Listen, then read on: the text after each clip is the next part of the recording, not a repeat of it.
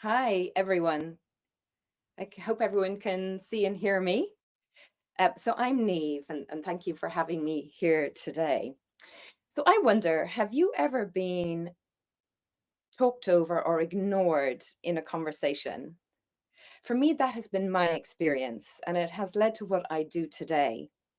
And I'm hoping that what you hear from me today will either resonate with you or it will help you to understand somebody that you know, you work with, or you love just a little bit more.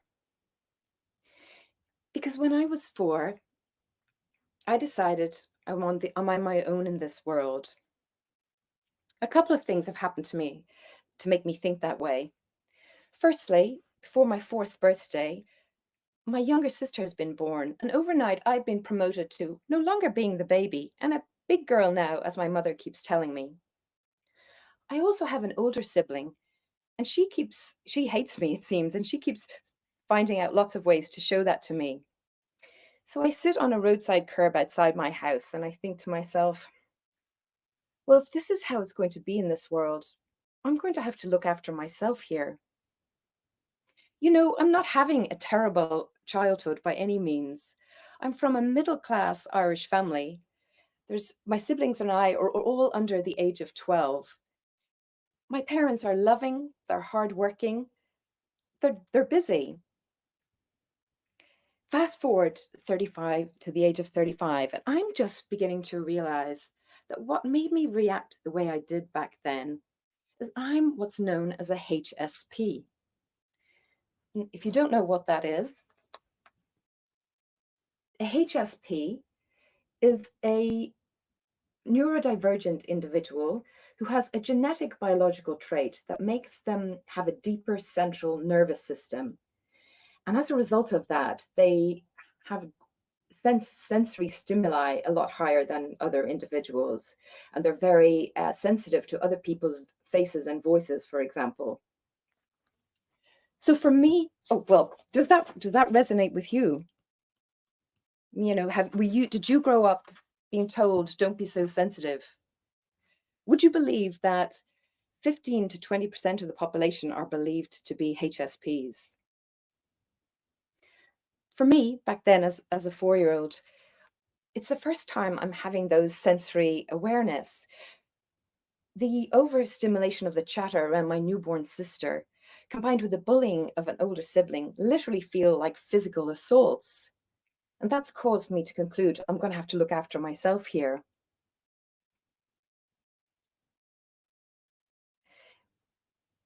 What I started to do was to build up an emotional wall. But unbeknownst to me, behind that, I was creating a vacuum for social anxiety to sort of build up, almost like a pressure cooker for more than 20 years.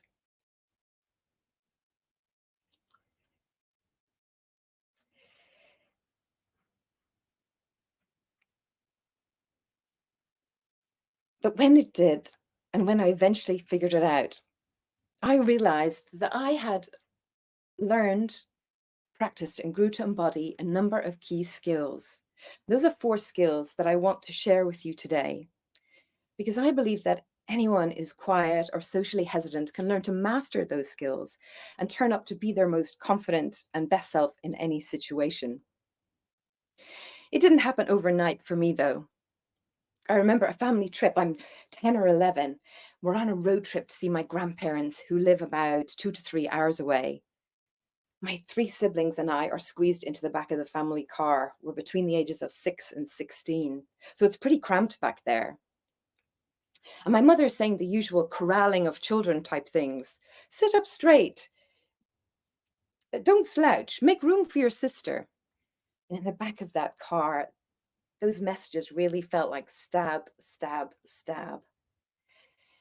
And I thought, oh, I can't physically take this anymore. So I slammed tight. I decided to slam tight that emotional wall that I was building.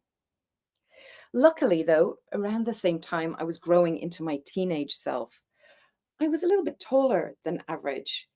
And I enjoyed sports and I really quite liked school, just not the social aspect of it. It was around that time that the first key skill started to become aware to me.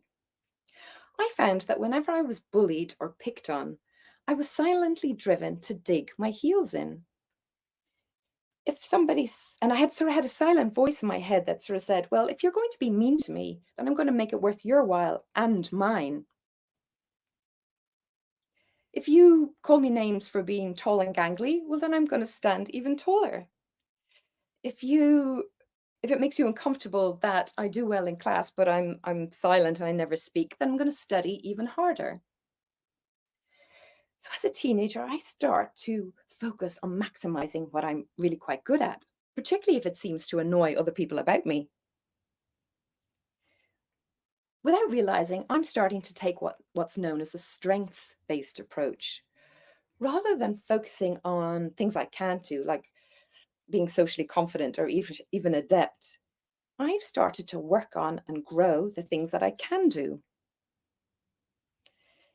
Key skill number 1, focus on magnifying your strengths because they make you amazingly you. It's something I'd love to share with every child that's being bullied, pushed around, talked over, or ignored, and every adult that is or has been in the past. Under your difference that someone else is picking on you for is a strength. So figure out what that strength is and nurture it and blow it up so much that everyone sees it in you.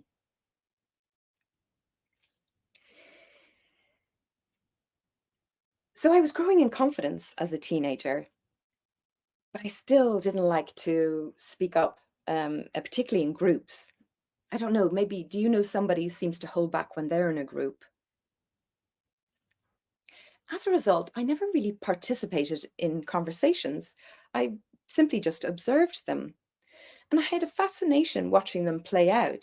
My teachers with my classmates, my parents with my siblings, friends with each other. Literally how one person would react based on what the other person said. What words they used and how they said it. I was starting to build up the sort of a deep appreciation for the amazing impact of words. The ability of words to influence whether someone feels good or bad, whether they agree or disagree, simply just based on the words used and how they're said. Key skill number 2, speak with finesse, especially when you want to make an impact. So I start my career. I've learned how to focus on what I'm good at. I've learned to pay attention to speaking constructively and clearly, particularly when I want to make a difference. But I'm still not very socially confident. It takes me another 10 years to figure out the rest. I remember one key occasion, though, early in my career. I was asked to present to a group of finance professionals about a big organizational change that was going to impact them. I'm really feeling quite nervous about it. It's a very sensitive message, and these people are more senior than me, and they're coming to the head office to hear this message. So I prepare for hours and hours. I write out every word I'm going to say. I get my boss to review it and my boss's boss to review it. And I literally spent the entire weekend before learning it off heart by heart so I could say it word by word. And the day comes and I present and I stumble over some words and I forget some sections and I get to the end and there's no questions and everybody is filing out. And I'm wondering, oh my goodness, how did it go? That I've been so apprehensive that it now seems like an anticlimax. So I rush up to a group executive as he's leaving the room and I say to him, well, how was it? How did I do? I know I messed up some things and I forgot some things. He turns, looks at me and says, it doesn't matter what you said, Neve. It's how you made them feel. I think to myself, what does he mean? It doesn't matter what I said. I worked for hours on what I said. I'd written it out word for word. I really wasn't sure whether what he'd said was a good or a bad thing. But, I left it. I returned to work. few days later, everything seems fine. There's no concerns following the presentation. I begin to have an aha. I'm thinking what he's meant is the room and the people could sense that I really wanted to support them.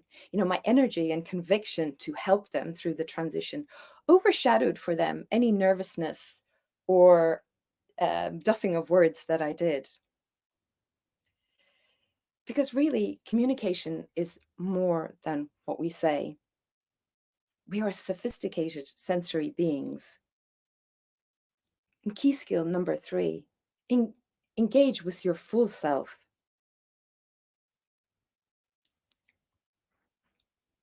So I am now in my 20s, late 20s.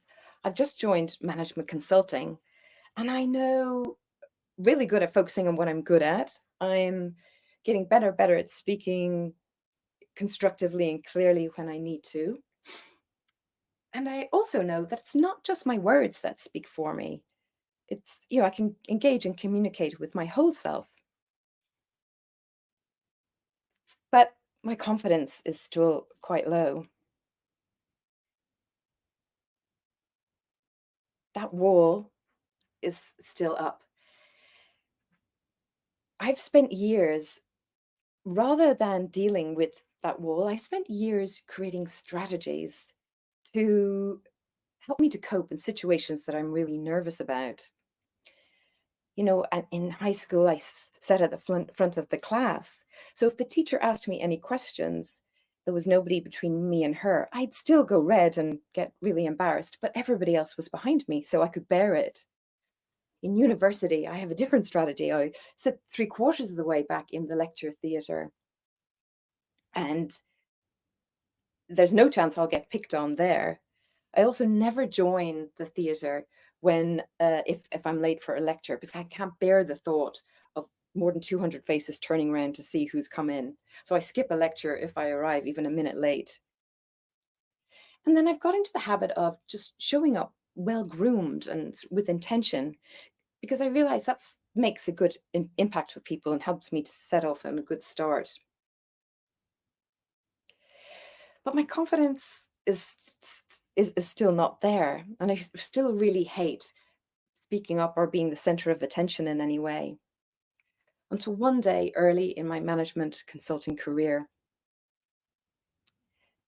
a partner that had been instrumental in recruiting me asked me to go to a client meeting with him. It was about a topic that I didn't know anything about, but as a new consultant, I agree, of course, and that the partner's keen to sell somebody in. I'm terrified, though. We get into the meeting, the client, the partner, and me. I'm feeling very uncomfortable. And I realize as the meeting's going on, I'm starting to get red and red, more red. Particularly when the client is asking me about my experiences and um, how I'll solve his problem. I'm getting more and more uncomfortable. I'm out of my depth. I'm a new consultant, and my body's really showing the discomfort. And the more uncomfortable I get, I can see the quizzical looks on the faces of the partner and the client, wondering what's going on with me. Outside on the street after the meeting, partner says to me, "What was wrong with you in there?" I'm dumbstruck. How can I explain it to him? So I go back to the office.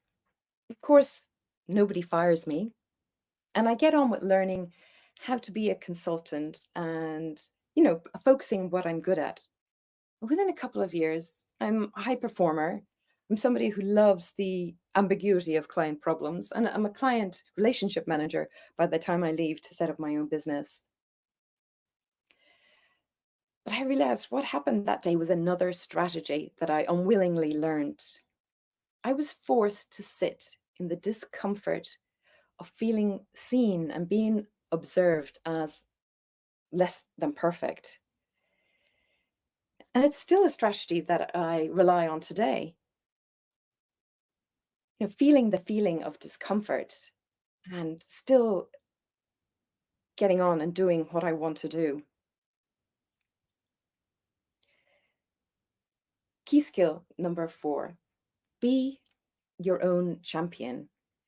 Seek out and find strategies that support you, like I did for years.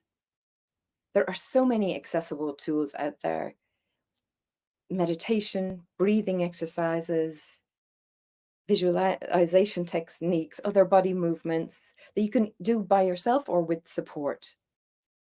But find out what works with you, that supports you to do what you want to do. Because I know the only way to be the person that we were meant to be and that we want to be is through the journey of discomfort, not around it.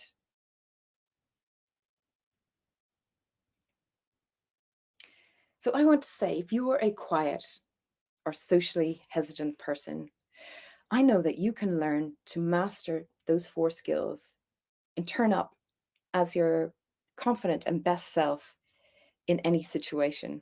And you can do that more quickly and more easily than I did. Finally, I'd like to say, I know for sure, and I'd like you all to think about that, inside every quiet person, there's power that's just waiting to be unlocked. Thank you.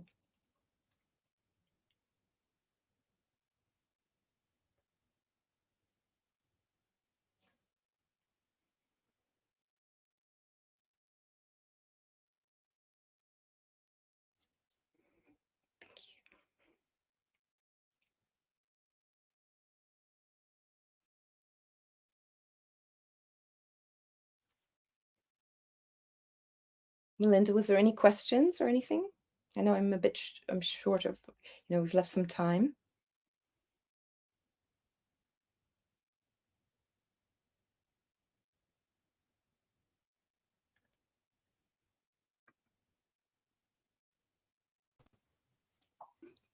That was a great session, Jan. We have few questions from our audience. We'll just like to address few.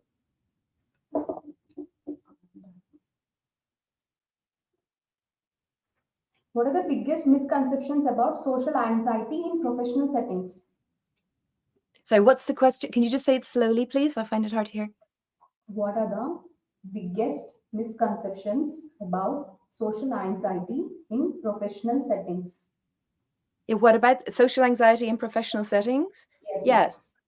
Yeah, what about it? How do we deal with it? Is that the question? Yes. Yes. So I think we should teach everybody the 4 skills that I've learned, to everybody as they start their career. And even now I want to go down to universities and help those people before they hit the job market, because it doesn't take much, but there's lots of very smart brains in workplaces that don't get heard.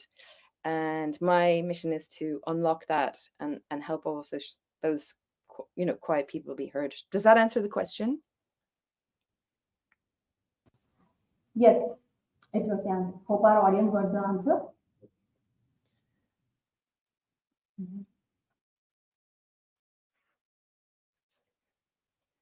For the day, so could you please join them too?